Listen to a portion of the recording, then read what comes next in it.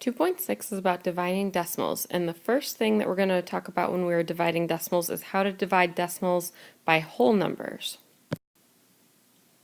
When dividing decimal numbers by whole numbers, you should move the decimal straight up into the quotient, which remember that's the answer to a division problem. Then you just divide as you normally do. In example 1, we're going to divide decimals by whole numbers, so we're going to find 7 6/10 divided by 4. And on this first one, as we're going to look at the setup and make sure we get that set up correctly every time, we're going to need to remember that the first number is always called the dividend, and the second one is always called the divisor. And that is going to matter because when you go to set up your division problem, the dividend always goes in the box, even if it's the smaller number, even if it's the longer number or the shorter number. Those things don't matter in division anymore. What matters is that it's always that dividend that goes in the box and always that divisor, which will always come second, outside of the box. So we're going to go ahead and put that dividend, 7 6/10, under the box, and we're going to go ahead and put the divisor out here, and the divisor was just 4, and we're going to move the decimal straight up into the quotient, the answer. I like to do that at the beginning just because I don't forget about it then, but if you're going to do it as you do the division, just make sure you remember to organize everything and line it straight up, and then you just go ahead and do your division. So 4 goes into 7 one time, and then 1 times 4 is 4, so you do your subtraction, and just like we usually do, we bring that next number down, 36. And 4 goes into 36 9 times, and 9 times 4 is 36. And we'll move that up just a little bit, and we'll give ourselves a little bit of room to do the subtraction. And that is going to leave us with no remainder and nothing left to drop. So the final answer to this problem up here is 1 9/10.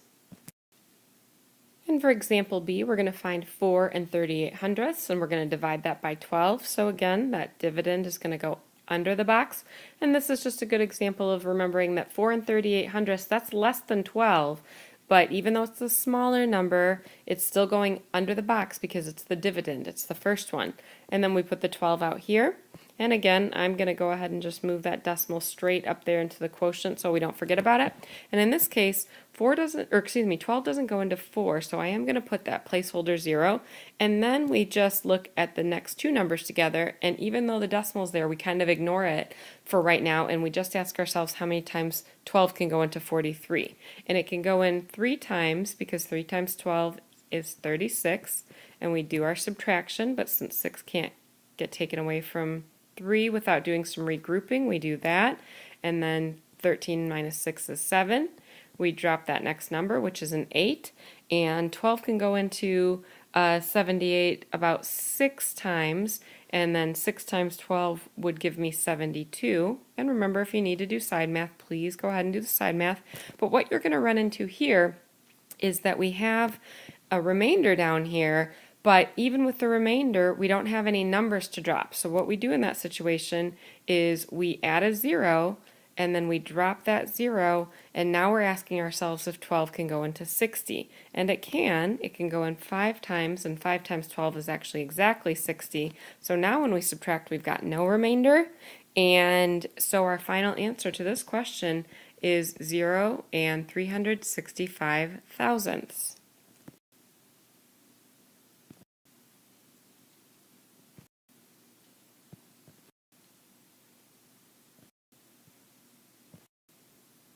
When we try to divide any number, whether it's a whole number or decimal, by a decimal, that means the decimal's in the divisor or outside the box, you're actually going to need to make that divisor into a whole number before you can do anything else. And you can do this by multiplying both the divisor and the dividend by a power of 10. And remember, that could be 10, 100, 1,000. Those are all powers of 10. Then you would just divide as usual. For example 2, we're going to start by finding 18 2/10 divided by 1 4/10, and we'll notice that that second number, which is the divisor, does have a decimal in it. But first we're going to set that up so that our dividend is in the box and our divisor is outside the box. Next, we're going to take a look at how we can turn this divisor into a whole number. And again, we said you can do that by multiplying by a power of 10. And if you want to look back to the 2.5 video, it will give you all of the reminders of how to do this mentally. But remember that anytime we move the decimal to the right, we're really multiplying and making the number bigger.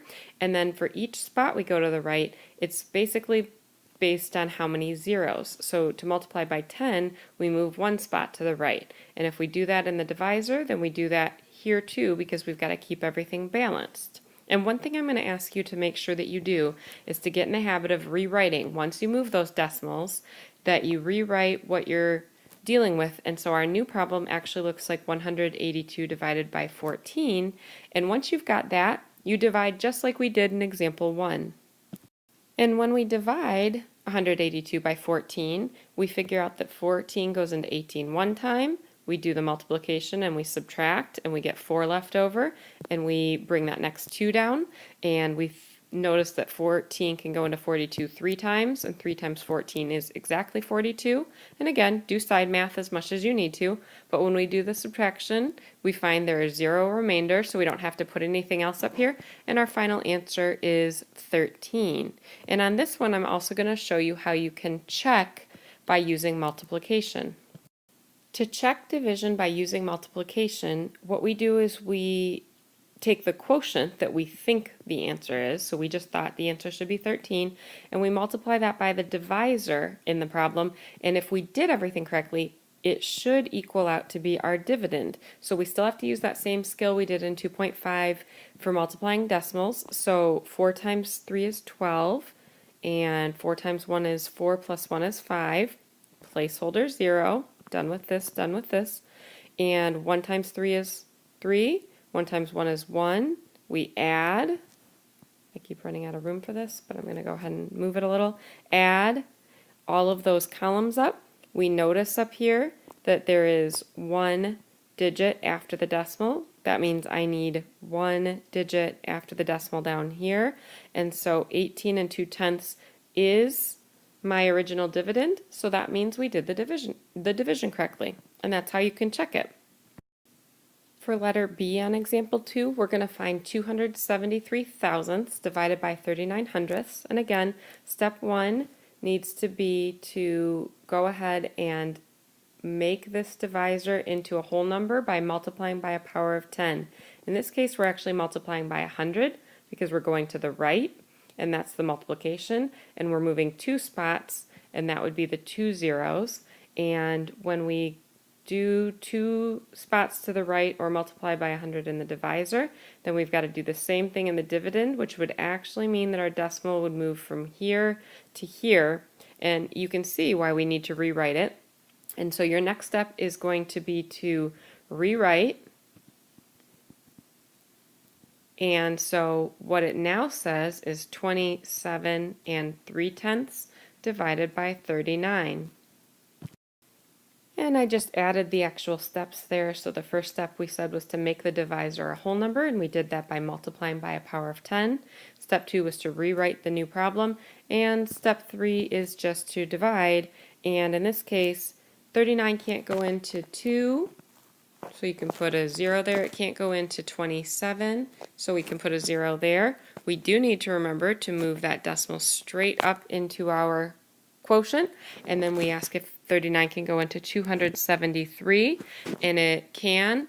I'm going to guess around 7 times. Go ahead and do the side math on this one, and then 7 times 39 actually ends up being 273, and when we subtract, we have 0 remainder. So that means that the final answer to this question is 7/10 or 0 and 7/10.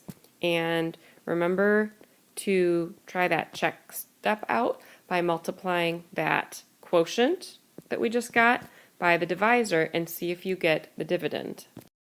And when I did the multiplication, I have, up until this point, I have 273, but I'm going to take a look here and I see 1 digit after the decimal here and 2 digits after the decimal here for a total of 3. So that gives me 1, 2, 3. So I would put my decimal here, which is 273 thousandths, which is exactly what we started with. So we did our division correctly again.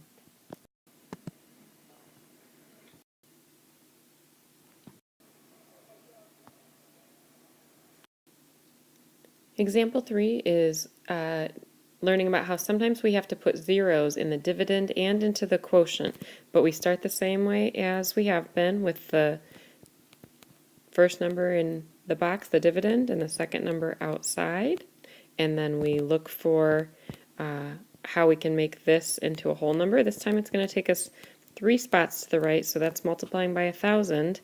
And if we try to go 3 spots here to the right, what you're going to see is that we don't have another number there, so we're going to go ahead and stick a 0 in there to take that place, and then that will be a part of the actual problem, so that when we do go to rewrite it, now what we have is 2,450 divided by 7, and then you go ahead and start your division.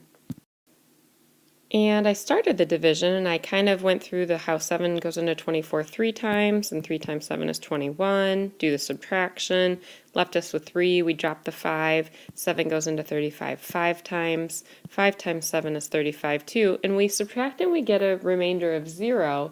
And a lot of times we would think we were done at this point, but we do have to remember that this 0 is actually part of the problem and we can't just avoid it. So we need to bring it down and add it to there and ask ourselves how many times 7 goes into 0, which of course is 0 times, but we do have to add that to the quotient, just like it says up here.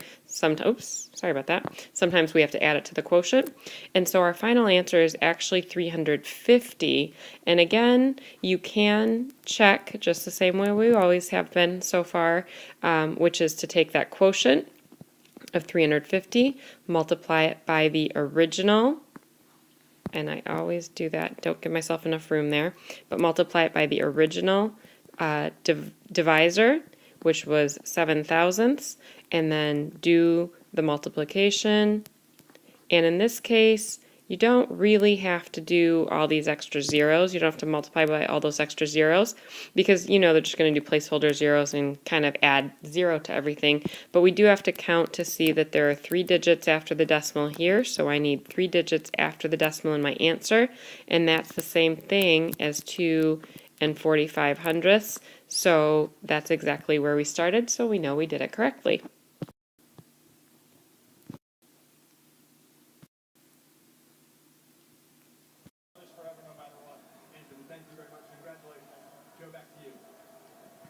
The winner is Aroldis Chapman, who goes to 2-0 this postseason. The save from Mike Montgomery, picked up in season from Seattle. It is his first save in the major leagues. And with the runner going, Martinez chops one to third. Bryant slipped. His throw was true. The Chicago Cubs have won it 8-7. Meanwhile, the Indians kept battling back. Came back from down 5-1 tonight. And a 3-run eighth. Got to within a run in the 10th. But in the end, it's the Cubs.